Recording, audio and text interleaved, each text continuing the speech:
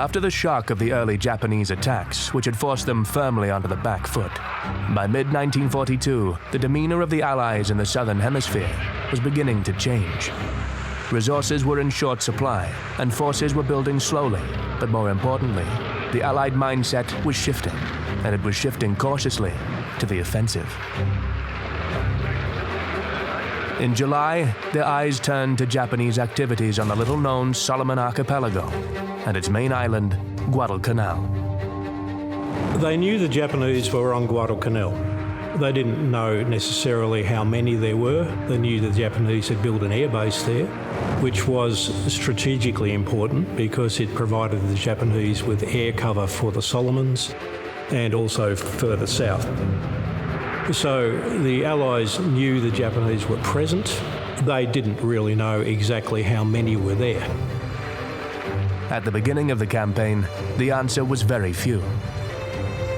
The speed and ambition of the Japanese advance through Southeast Asia had spread their resources incredibly thin.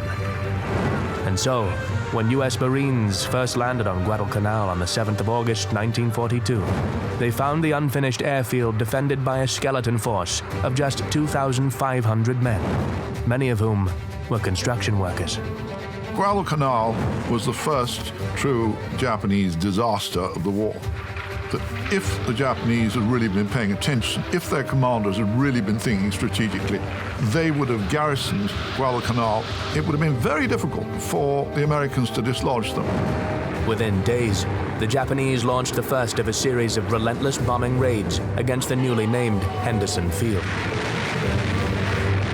These were followed by the first attempt to reclaim the airfield by land forces on August 21st. Underestimating the strength of the Americans, the Japanese, having landed 1,000 troops 2 days previous, launched a frontal assault under the cover of darkness on U.S. Marine positions on the east side of the airfield. By mid-morning, all but 128 members of the attacking force had been killed. It would set the tone for a series of land battles over the next 6 months that would be some of the bloodiest of the war.